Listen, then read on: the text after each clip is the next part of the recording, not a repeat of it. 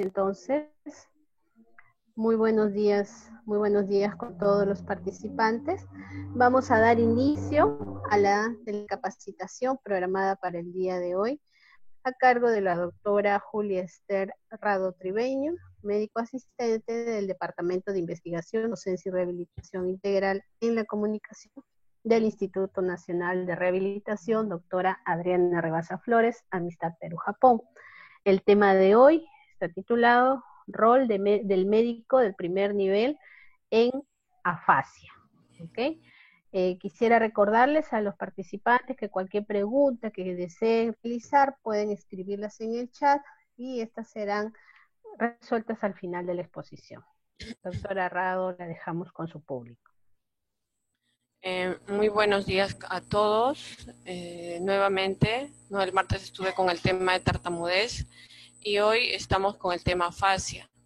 Si bien yo sé que eso no es un diagnóstico que se ve, me imagino, de manera muy frecuente en el primer nivel, igual quería comentarles que muchos de los pacientes, ¿no?, que llegan al INR a veces no son derivados de manera precoz.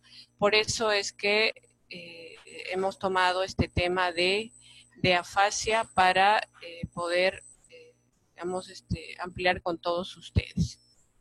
¿Por qué se eligió este tema? A ver, un ratito. ¿Por qué? Porque había un neuropsicólogo ruso llamado Luria que justamente mencionaba, ¿no?, que cuando una persona sufre de afasia, su mundo se destroza. Ahora, la afasia será solamente en adultos, no, también en niños.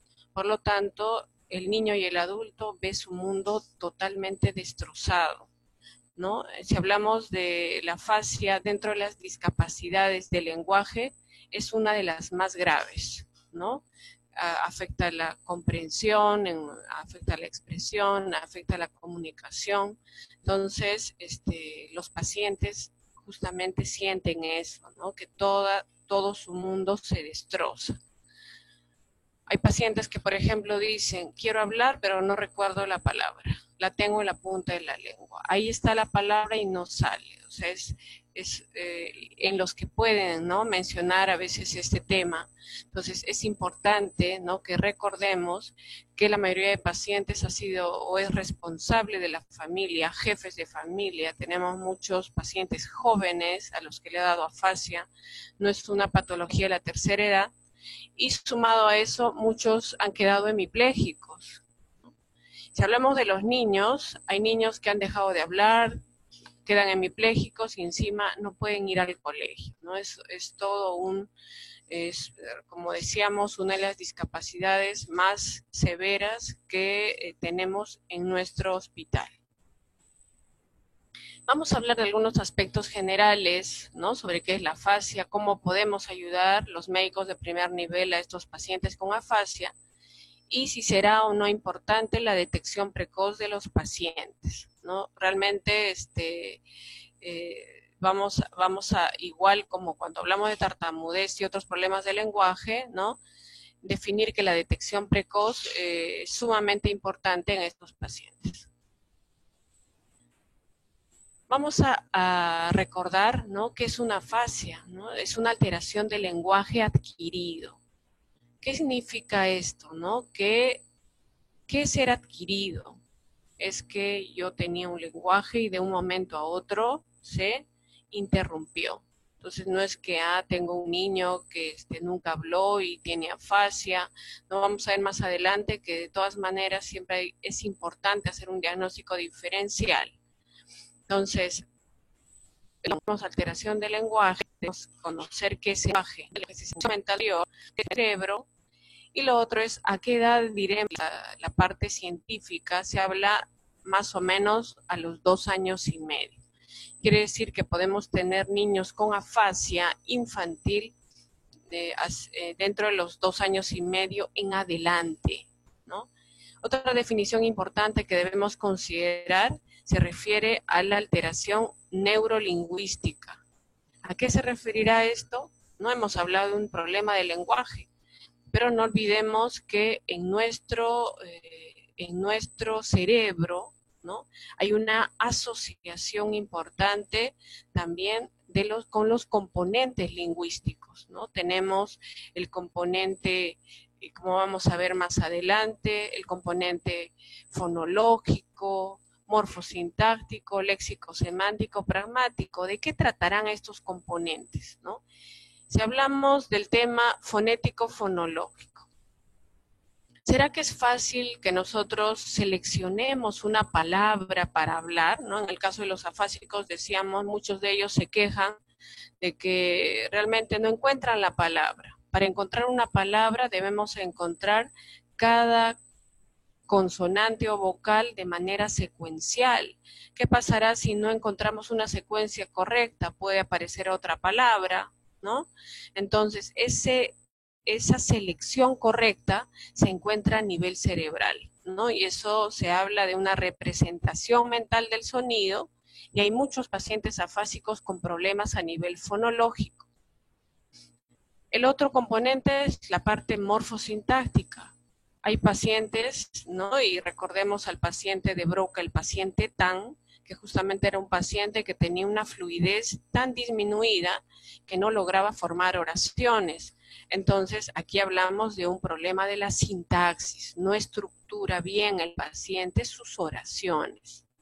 Otra de las cosas también que vamos a notar en los pacientes afásicos es que ellos no encuentran los significados correctos, no analizan la información, no encuentran esa palabra dentro de su lexicón.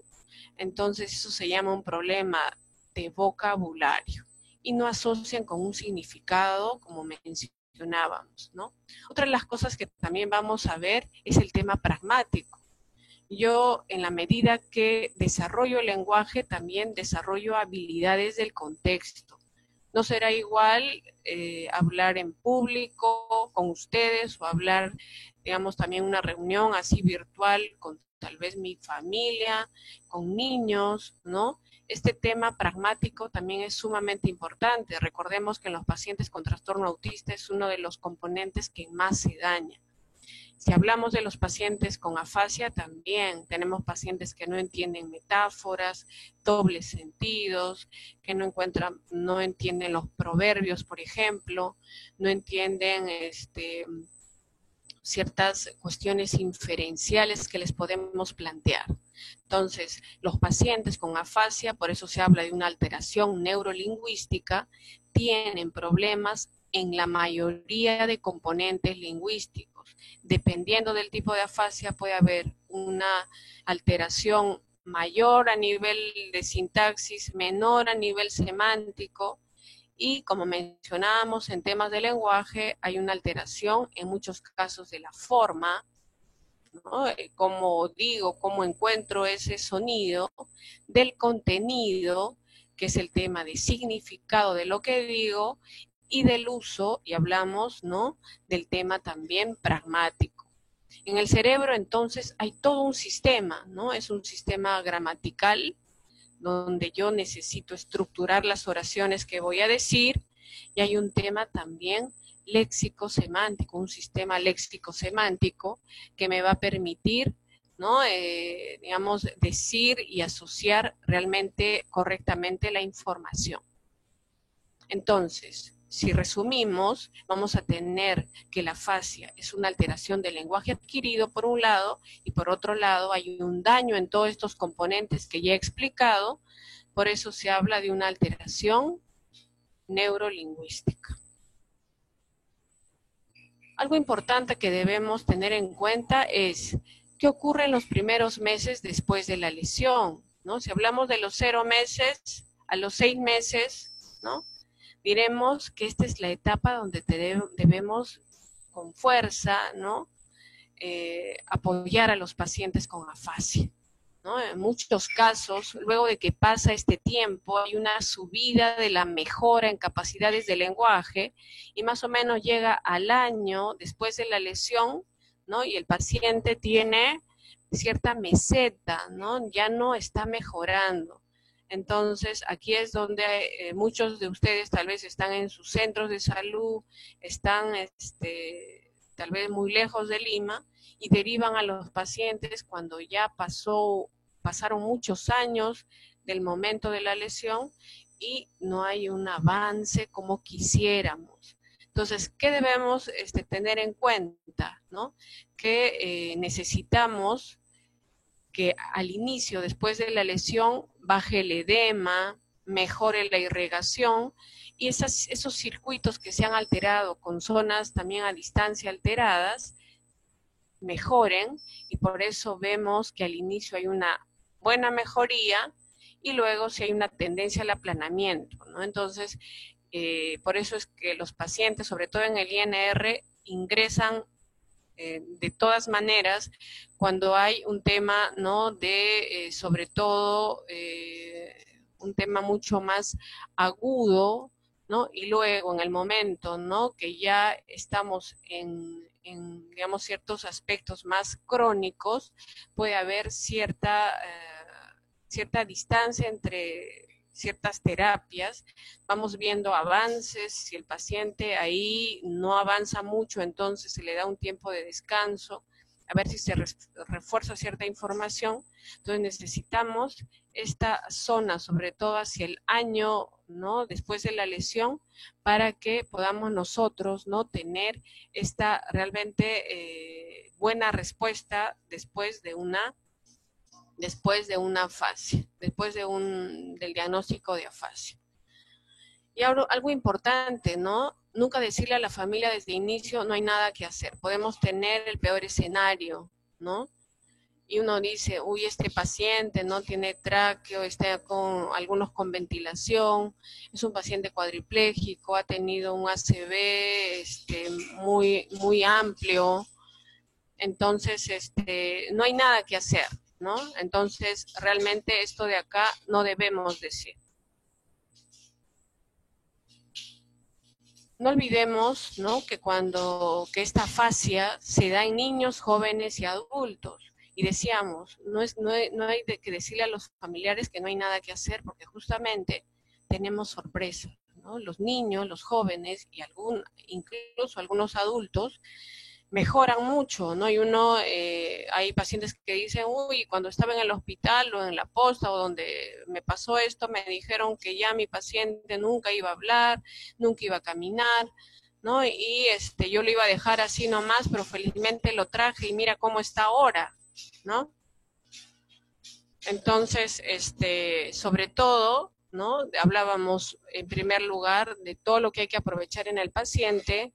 Y lo otro, no decíamos, hay que darle fuerza sobre todo a los primeros meses y debemos actuar rápido. ¿Y por qué necesitamos? ¿No? Tenemos pacientes que comprenden muy bien todo, entonces son pacientes, ¿no? Que si no les damos el apoyo pueden tener luego depresión. Entonces es importante trabajar con los pacientes afásicos porque si soy afásico, no puedo hablar, quiero decir cosas y nadie me entiende, puedo llegar a deprimirme. Y tenemos muchos pacientes que han llegado, ¿no? Realmente tarde a la consulta y tenemos que hacer las interconsultas a psiquiatría. Entonces, realmente es complicado tener pacientes ya deprimidos que no se adhieren totalmente al tratamiento. ¿Y en quién intervenir? ¿No? Uno dice, debemos intervenir desde el primer momento, ¿no? Sea niño, sea joven, sea más adulto, ¿no? Y deberíamos tener, ¿no? Y sobre todo, protocolos de evaluación de la afasia desde las primeras etapas. Les comento, tenemos test de screening, ¿no? Por ejemplo, he estado haciendo esta revisión y hay test de screening desde las primeras etapas de la lesión. No es necesario hacerles un test muy amplio. Ya tenemos test que se pueden hacer desde un hospital pequeño, tal vez un centro de salud al que derivan al paciente a rehabilitación, y que es un centro pequeño, es un test de screening que se puede dar. Tenemos este test, por ejemplo, que se ha adaptado, es un test pequeño, que es el test Bedside, ¿no? Este test bedside incluso se ha hecho una adaptación al quechua ayacuchano. O sea, si yo estoy en una zona de quechua hablante, tengo este test, ¿no? Donde, por ejemplo, incluso se han incluido algunas fotografías haciendo la llamada guatia, ¿no? O con terrones tipo Pachamanca, que es propia de la sierra. O sea, es una adaptación total para la evaluación, ¿no? Y una presunción de este diagnóstico de afasia en los primeros días, incluso después de que el paciente esté estable, para que tengamos un diagnóstico de afasia probable y luego una derivación temprana. Entonces, lo que significa que acá en Perú contamos con las herramientas como para que ustedes desde su centro de salud identifiquen de manera precoz con los test de screening, ¿no? Pueden bajar ustedes esta tesis donde está el test bedside y también está el test bedside adaptado al quechua, que también pueden ser usado en caso de que estemos en una zona de, digamos, quechua hablante. ¿Será que el paciente, por ejemplo, digo, este paciente tiene afasia global y se queda con este diagnóstico para siempre? No, ¿no? El diagnóstico de afasia sufre cambios, lo que significa que puede haber una transición entre los diferentes tipos de afasia. Hoy este paciente entró con una afasia global y ahora está con una afasia de Broca. Seguramente el primer diagnóstico estuvo mal. No, hemos hablado de que hay toda una secuencia en lo que es el avance del paciente afásico. Por eso es que el diagnóstico sufre cambios. Y esperemos que los cambios sean favorables, ¿no? Lo que deseamos es que en los pacientes haya un diagnóstico base tal vez más severo y que en el avance llegue a tener una de las afasias más leves. Si ustedes me preguntaran, ¿será que voy a tener pacientes que realmente ya, si lo veo ahora, voy a decir no tiene nada?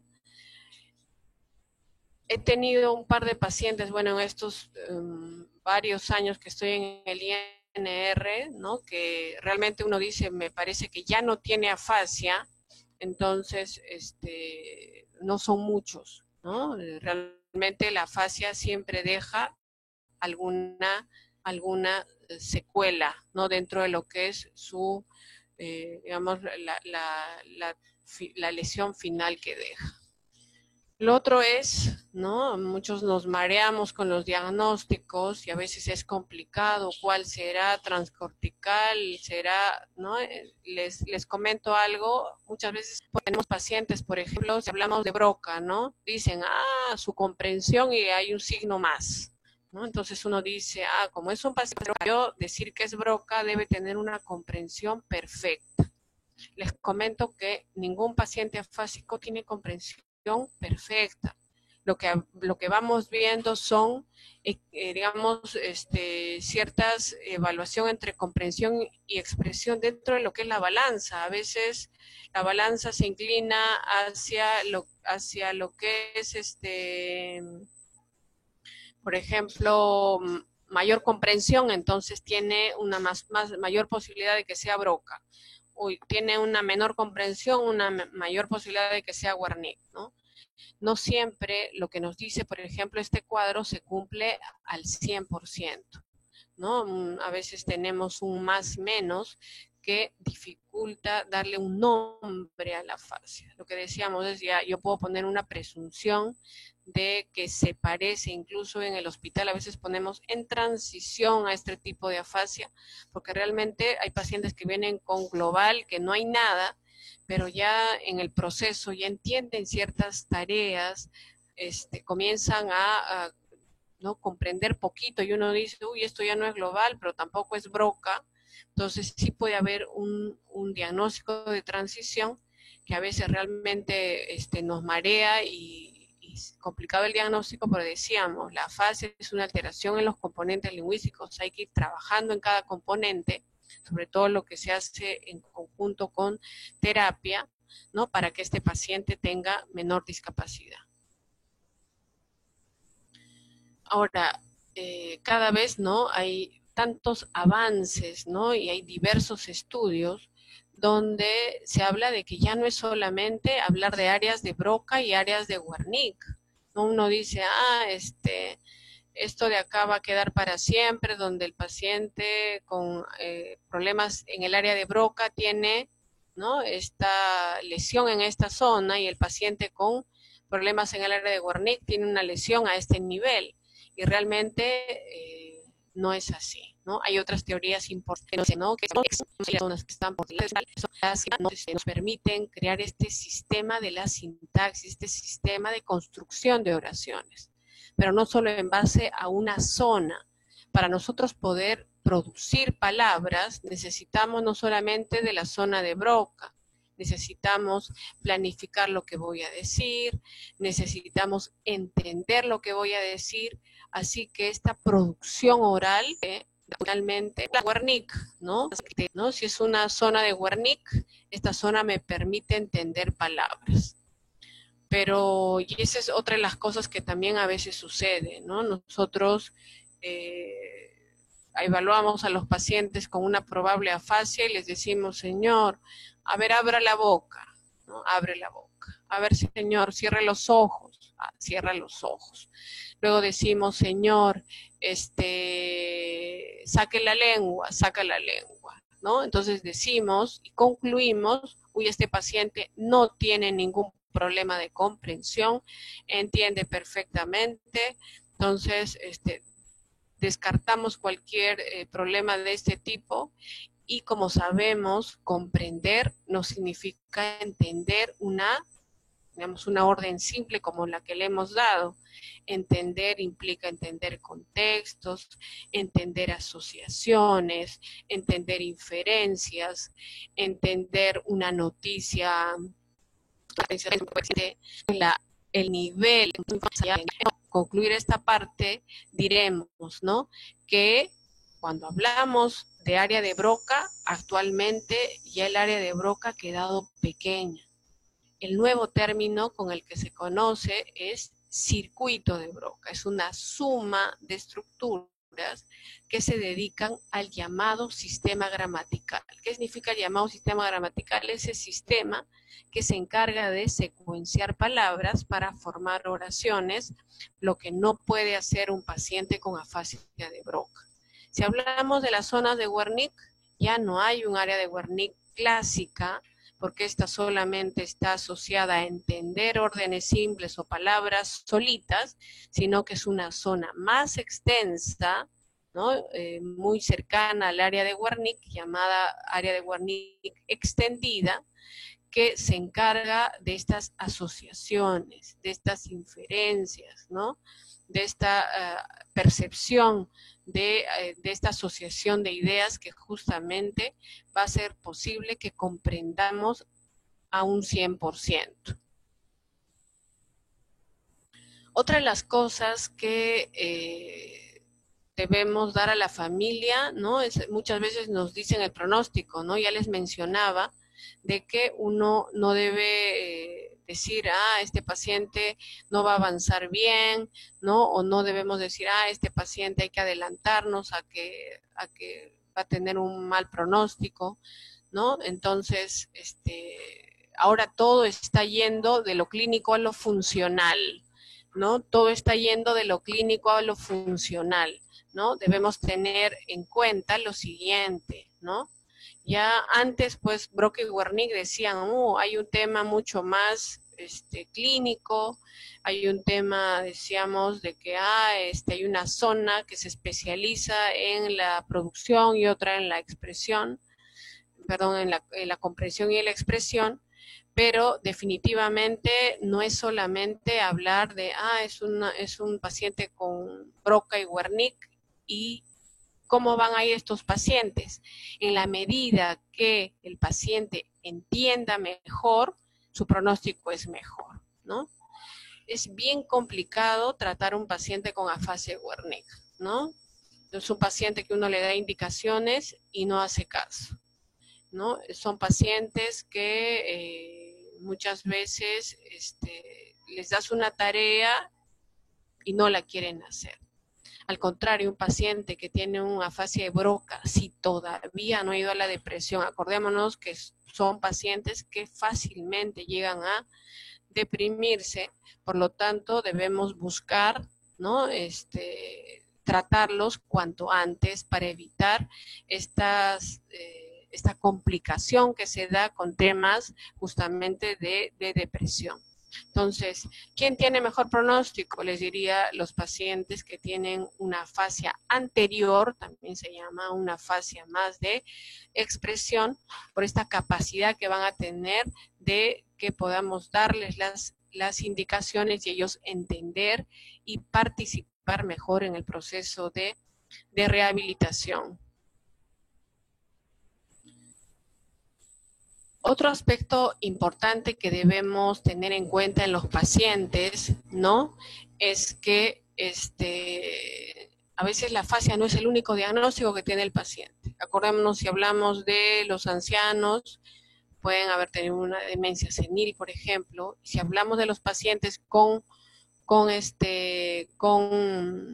disartria, ¿no? A veces son pacientes que tienen además, ¿no? Alteraciones a nivel motor, hay babeo, no hay asimetría facial. Entonces, cuando hay una afasia más disartria, es más difícil llegar al diagnóstico final de afasia. Y si hablamos de niños, ¿no? Siempre tener en cuenta el tema del trastorno específico del lenguaje, ¿no? En muchos de los casos, ¿no? Si hablamos del trastorno específico del lenguaje, debemos tener en cuenta lo siguiente, ¿no? Muchos, y por eso les puse la siguiente diapositiva, ¿no? Sabíamos hace tiempo, ¿no? Que cuando hablamos de TEL o trastorno específico del lenguaje, también antes lo conocían como disfasia, ¿no? Disfasia.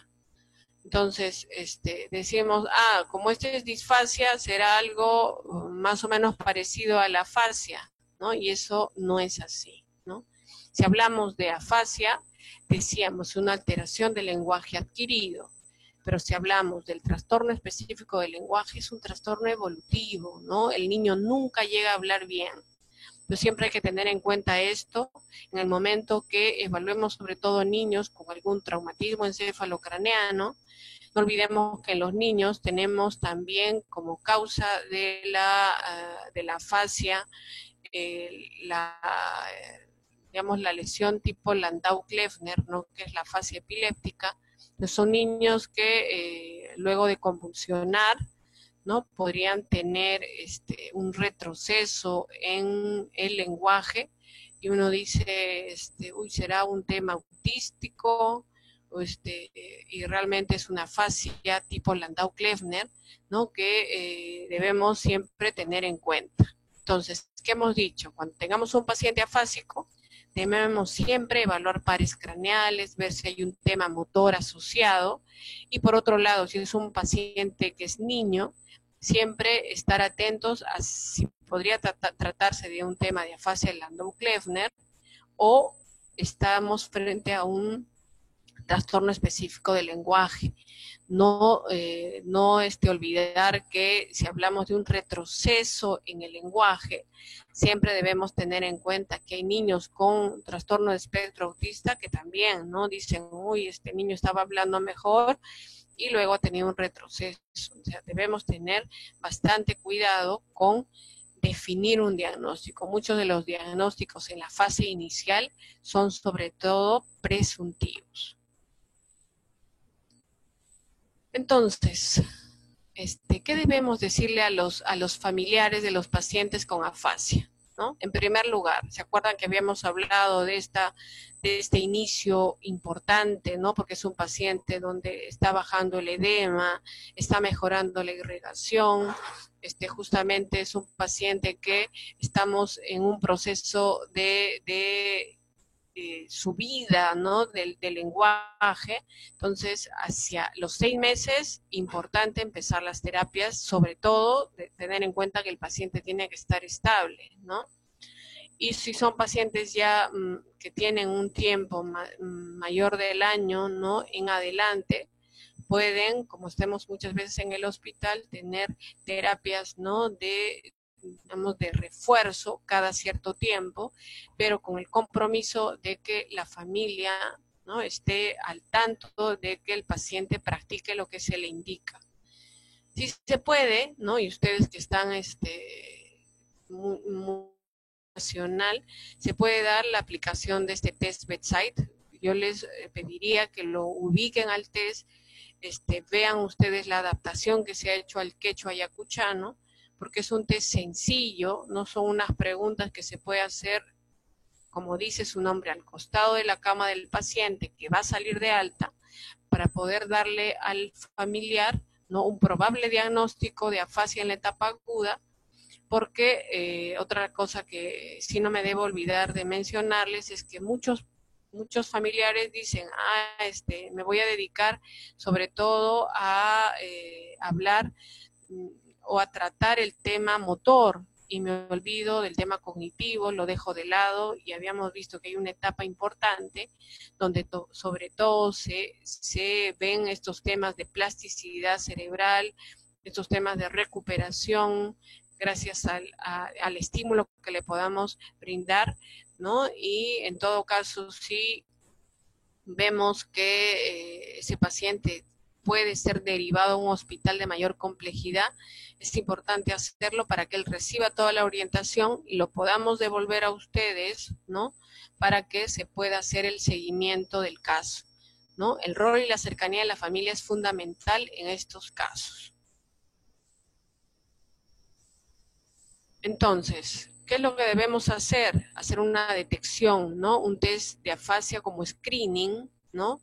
En este caso puede ser el test bedside. Ahí anteriormente les había puesto, ¿se acuerdan?, un artículo donde habían varios tests, una revisión de todos los tests para afasia, ¿no? Y hay que hacerle una terapia precoz, sobre todo en los primeros meses. No olvidarnos de que si llega un paciente, por ejemplo, si tengo un paciente que es abogado, ¿cómo debo inclinar la terapia?, ¿no? Muchos dicen, al paciente con afasia le están poniendo unos rompecabezas, le ponen unos jueguitos, ¿no?, como si fuera un bebé, ¿no? Y tiene razón, pues la familia ve que es un paciente adulto, ¿no?, al que le están haciendo unos jueguitos, ¿no? Siempre adaptar el material para un paciente adulto, ¿no? Y también nos ha servido mucho que las terapias que se dan a los pacientes afásicos, sobre todo, se dirijan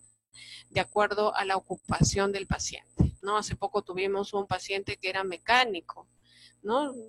Felizmente había quedado bien de aspectos motores, y lo que se le enseñó en la terapia fueron todo lo que eran componentes de los autos, ¿no? Lo que es el encendido, el freno, todo lo que era el chasis. Entonces su cuaderno estaba lleno de esta información. Por ejemplo, si es un paciente que vende en la ferretería, igual, ¿no? Se le inserta información, sobre todo asociada a estos temas de lenguaje, ¿no?, que nos permita o le permita a este paciente, ¿no?, dirigir y, bueno, en algunos casos retomar la actividad que hacía antes de la lesión, para justamente, ¿no?, tener un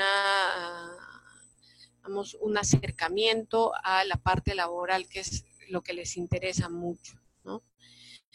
Si bien tenemos pacientes donde va a ser imposible retomar sus actividades, ¿no?, digamos, de alguna manera por la parte ética, ¿no? Teníamos, por ejemplo, un paciente que había trabajado en la Contraloría, ¿no?, como auditor. Entonces, estos pacientes que trabajan por ejemplo, en este caso, el paciente que trabaja en la auditoría, ¿no?, de la Contraloría, por él pasaban muchos documentos, ¿no?, como ahora están haciendo las evaluaciones sobre las compras, ¿no?, y tenía dificultades a nivel de sus funciones ejecutivas, tenía dificultades a nivel digamos, de ciertas nociones, ¿no?, muy ligadas a sus capacidades, ¿no? Como contralor, entonces con él se tuvo que adaptar, ¿no? Su trabajo, porque era complicado darle a este paciente nuevamente, digamos, un documento que haga una evaluación de Contraloría por ciertos aspectos, ¿no? Digamos, ligados a su profesión, que iban a dificultar, ¿no? Que todo esto termine con un buen pronóstico, digamos, de alguna manera en aspectos laborales, ¿no? Creo que depende mucho de esto y sería importante igual hacer el seguimiento exacto a nuestros pacientes. Bueno, es un tema complejo, ¿no? El tema de fascias. Sé que no es un tema que lo van a ver todo el tiempo en el nivel 1, pero como Instituto de Rehabilitación me parece que es importante darles a ustedes las herramientas, ¿no? Para cualquier tipo de diagnóstico y en todo caso la derivación oportuna en caso que sea necesario. Aquí les mencionaba como conclusiones, ¿no? Iniciar con un diagnóstico realmente temprano, ¿no? Mencionábamos estos test de screening, este test bedside, ¿no? Que sería importante que lo vean.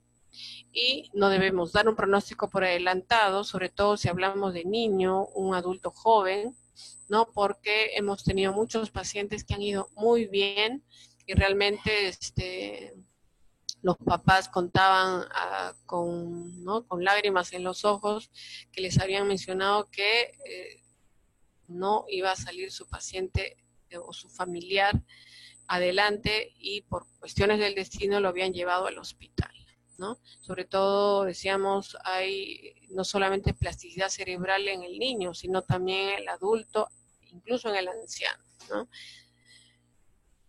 No solo pensar que los pacientes tienen afasia, ¿no? No olvidemos que pueden haber pacientes con disartria. En el caso de los niños, siempre tener en cuenta, ¿no? Las causas, cómo ha sido este retroceso en su lenguaje para no descartar estos temas, por ejemplo, de trastorno autista, si fuera el caso, o si hablamos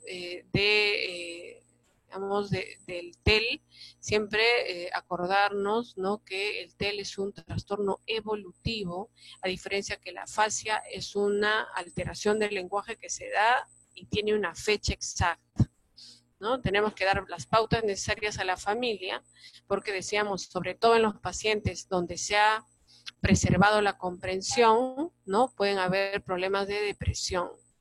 Ahora, ¿el diagnóstico puede cambiar? Sí, ¿no? Decíamos que hay toda una secuencia. Si hablamos, por ejemplo, de la fascia global, ¿a dónde va? ¿No? Casi siempre, si hay una alteración a predominio anterior a nivel de zonas frontales, puede ir a fascia de Broca, luego esta fascia de Broca hace una transición a fascia transcortical motora y luego puede ir hacia una fascia anómica, que es una de las afasias más leves, ¿no? Si hablamos de la fascia, al contrario, la fascia de Wernicke, ¿no?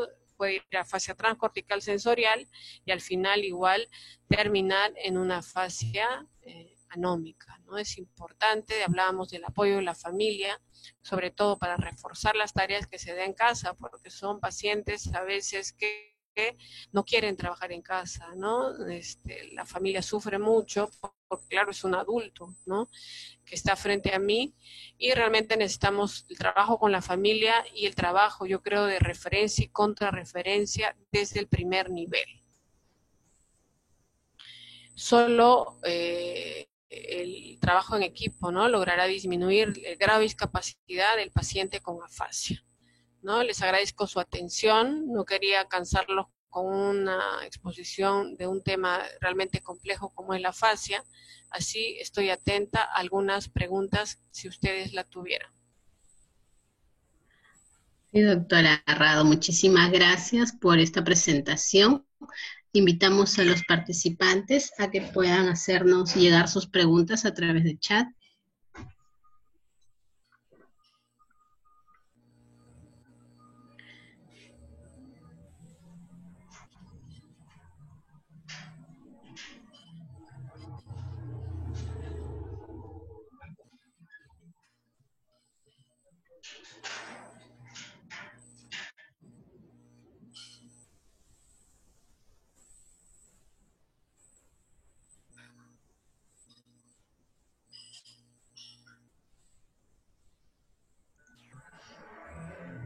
Doctora, parece que todo ha quedado bastante claro y pues quisiéramos pedirle tal vez algunas reflexiones finales y dado que usted también está cerrando con broche de oro este ciclo de telecapacitaciones que hemos tenido, ya las próximas telecapacitaciones van a ser informadas a través de las redes correspondientes, pero por el momento estamos dando cierre a este ciclo de teleconferencias.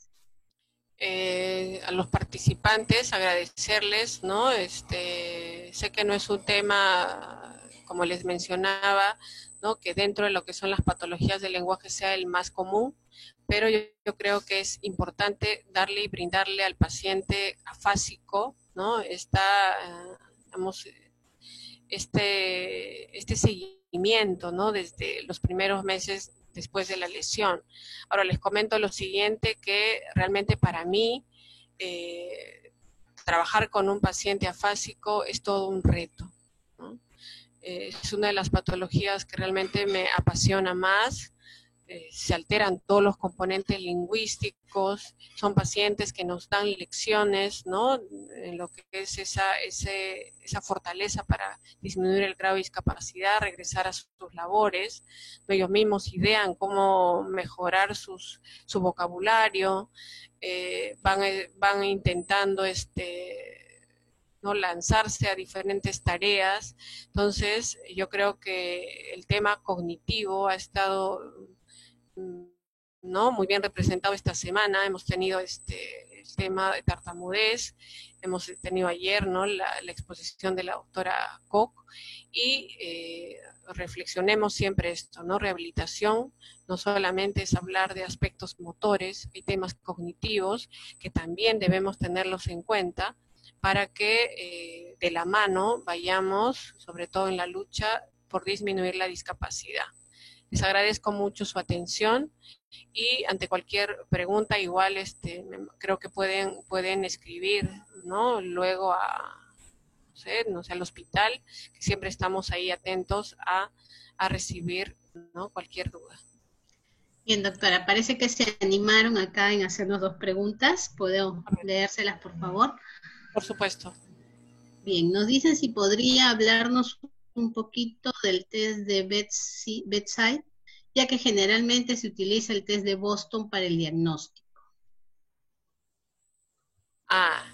Efectivamente, el tema que el test de Boston más o menos dura en la aplicación 1 hora y media, y eso a veces se tiene que hacer digamos, en 2 tiempos. El test Bedside es un test creado digamos, en el idioma inglés. Luego, una doctora argentina hizo una traducción al español, y luego hace unos 4 o 5 años, ¿no? 2 alumnos de una universidad de acá de Perú hicieron una adaptación en varios hospitales, ¿no? Realmente evaluaron pacientes que estaban dentro de lo que es la etapa de hospitalización, incluso en el Almenara, en el Hospital 2 de Mayo, fueron al Hipólito Unanue, entonces en varios hospitales, y era un test donde uno les daba algunas tareas, como de, ¿no? repetir, se evaluaba un poquito la lectura, ¿no? Incluso ellos podían pedirle al paciente que escriba con estas letras imantadas. Se hacía algunas preguntas para ver realmente si el paciente comprendía digamos, cosas para ver la expresión básica, lo que es las órdenes simples, la repetición, la lectura, ¿no? y la escritura, ¿no? 5 o 6 cosas muy, muy básicas que en 8 a 10 minutos nos permitían saber cómo era el grado de ciertos aspectos de la comprensión y expresión en el paciente. Entonces, hay un puntaje mínimo que debe lograr el paciente, y si no logra este puntaje, hay una gran posibilidad de que se trate de una afasia, y que luego podamos hacer el test de Boston, ¿no? Para ya ratificar el diagnóstico, ¿no? En todo caso, ven que en 5 o 10 minutos se puede hacer este test, pero no es que define el diagnóstico. Se habla de estos test de screening justamente para luego derivar al paciente a un diagnóstico final. No sé, se habla un poco de la historia, ¿no? Y acá en Perú se hizo la adaptación hace un par de años al quechua ayacuchano. Fue una adaptación realmente compleja. Las alumnas fueron a Ayacucho primero a probar si el test funcionaba en quechua hablantes y luego se aplicó el test en quechua hablantes afásicos para ver si funcionaba. Y realmente funcionaba, cambiaron palabras, maqui, que era mano, ¿no? Les decía que pusieron en lugar de, por ejemplo, en el test Bedside original hay un señor leyendo el periódico, y aquí pusieron un señor haciendo sus guatias, ¿no? O su tipo pachamanca, que era más típico de la sierra, ¿no? Entonces hubo una adaptación total y se le hicieron todas las preguntas también que aparecían en el test de Bedside en español, se tradujeron al quechua con una traductora oficial, ¿no? Que haya a nivel de Lima. Entonces son trabajos realmente bien hechos que sería importante usarlos para el diagnóstico precoz o esta presunción diagnóstica de afasia. Muchas gracias por la respuesta. Nos preguntan también, doctora, permíteme, ¿cuáles son las actividades que se recomiendan como tratamiento inicial en afasia post-ACV? En el tratamiento inicial es importante, ¿se acuerdan que habíamos hablado de que la afasia era una alteración neurolingüística?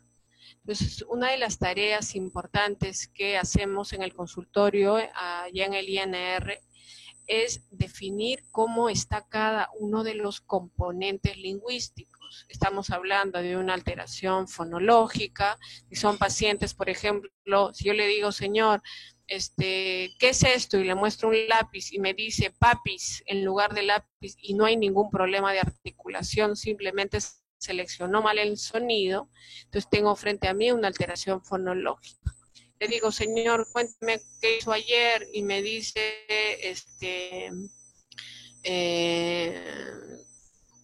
por ejemplo, desayuno, INR, ¿no? Entonces quería decirme que desayunó y fue el INR, entonces no hay una buena producción de una oración, ¿no? No hay una buena producción sintáctica, entonces ahí veo que hay problemas de sintaxis.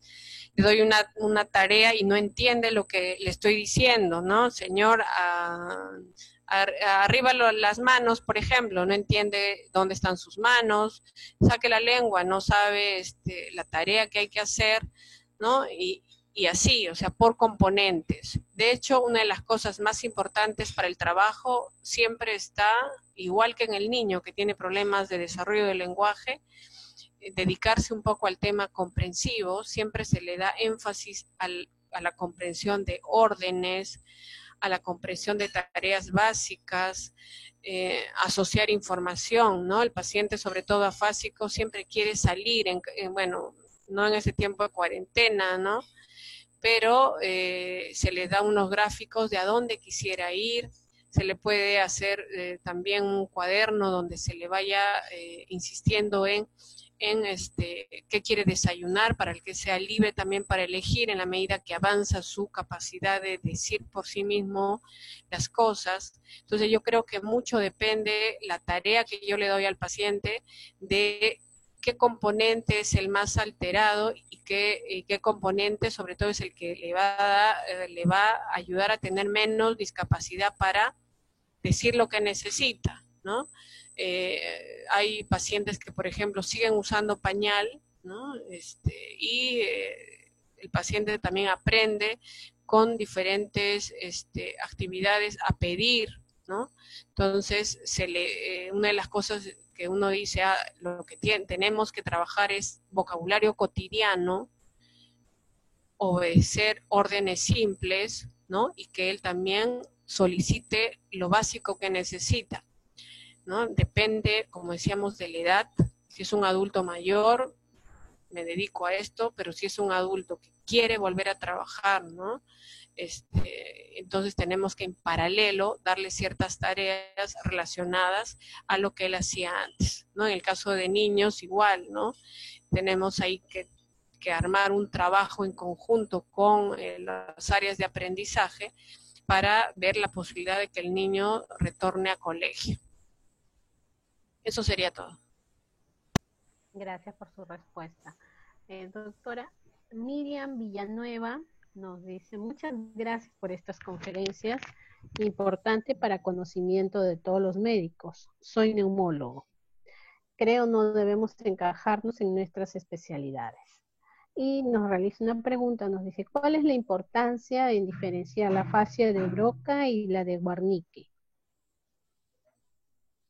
Como les mencionaba al inicio, la importancia es porque en nuestro cerebro hay dos sistemas, ¿no? Un sistema que depende más de zonas allegadas a Broca, que es el sistema gramatical, donde el paciente pierda la posibilidad de estructurar adecuadamente las frases, por eso el paciente TAN. Y la fascia de Wernicke es el paciente que, conocemos, que no entiende muy bien, que dice muchas cosas sin sentido, ¿no? Yo creo que uno me sirve para ver qué sistema es el que debo trabajar de manera predominante, y dos, porque me va a ayudar un poco a también preparar un pronóstico, ¿no? Muchos de los pacientes, decíamos, con temas de comprensión muy severamente afectados van a tener, digamos, un avance mucho más lento de lo que esperaríamos en un paciente con afasia de Broca, ¿no? Tenía muchos pacientes que han salido muy bien, entonces realmente yo creo que para eso uno hace la diferenciación y siempre enfocar también el tema de lectura, escritura, cálculo, ¿no? Son pacientes que también en algún momento requiere que se trabaje no solamente tema del lenguaje oral, sino luego temas del lenguaje escrito y cálculo. Bien, muchas gracias. Ahora sí, la última pregunta, doctora. Nos dice Diana, ahora que en muchos hospitales se está implementando la telerehabilitación, ¿qué terapia concreta podemos indicar a nuestros pacientes o sus familiares para que puedan iniciar en casa? Yo creo que el trabajo debe ser en equipo, ¿no? En todo caso, yo le sugeriría que debemos primero comenzar con el tema diagnóstico, ver qué dificultades tiene ese paciente, porque no hay una receta para todos los pacientes, como les mencionaba en un inicio, ¿no? Debemos saber qué componente es el que está más afectado y cuál le va a ayudar o qué tareas van a ayudar más a nivelar ese componente lingüístico. Y en todo caso, de acuerdo a lo afectado, yo puedo dar, ¿no? Si es vocabulario cotidiano, si es, este paciente ya tiene el vocabulario, pero le falta la estructuración, entonces darle que se inserten artículos, se inserten verbos, tal vez que le faltan más sustantivos, ¿no? Muchos pacientes lo que les falta es, ya tienen órdenes simples, les falta órdenes dobles. Hay pacientes que lo que más, la mayor dificultad es en el tema pragmático. Entonces, dependiendo un poco de la valoración de cada uno de los componentes, sería bueno darle las tareas. O sea, no saltarse en la indicación de solo terapia, cuando es importante hacer todo un tema de diagnóstico. ¿Sí? Ok, doctora Julia Rado, muchísimas gracias nuevamente y pues agradecer también a nuestros participantes que han estado conectados el día de hoy. Sí, muchas gracias también y ojalá se sigan dando estas conferencias, ¿no? Porque para todos los que trabajamos en el INR es todo un gusto poder compartir y también aprender con ustedes, ¿no? Todo esto que es nuestra pasión. Gracias. Muchas gracias a usted, doctora. Y bueno, nuevamente gracias a todos los participantes. Mencionarles que las grabaciones de las teleconferencias que se han ido brindando a lo largo de estas semanas, ustedes las pueden encontrar en el link que se les está colocando en el chat. Entonces, esto se ubica en la caja de herramientas de la página web del Instituto Nacional de Rehabilitación. Y para nuestras próximas telecapacitaciones, como ya mencioné, se las estaremos haciendo llegar a través de las redes sociales y página web. Muchísimas gracias. Hasta la próxima, doctora. Hasta la próxima.